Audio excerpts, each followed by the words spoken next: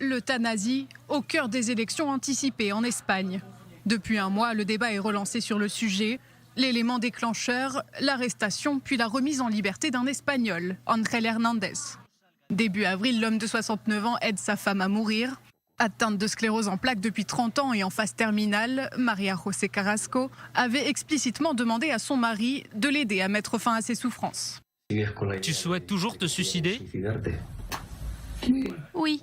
Quelques jours plus tard, à l'aide d'une substance létale, Ángel Hernández aide son épouse à se suicider, un geste qu'il assume et qu'il filme en direct.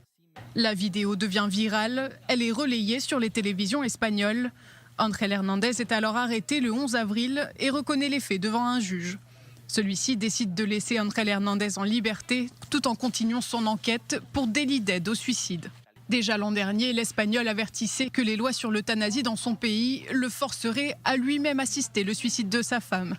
L'idéal, ce serait que ce soit un professionnel qui soit autorisé à l'aider à mourir, mais comme c'est impossible, si elle me le demande, je devrais le faire. En Espagne, l'euthanasie est considérée comme illégale.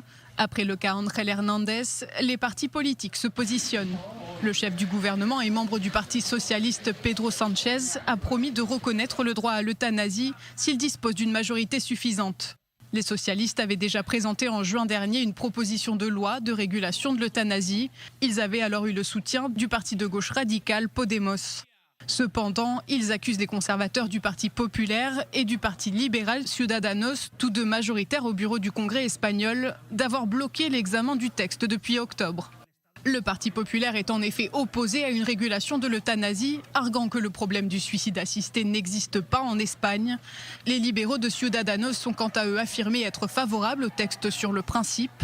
Ils veulent cependant donner la priorité à un vote d'une loi sur les soins palliatifs proposée par le parti.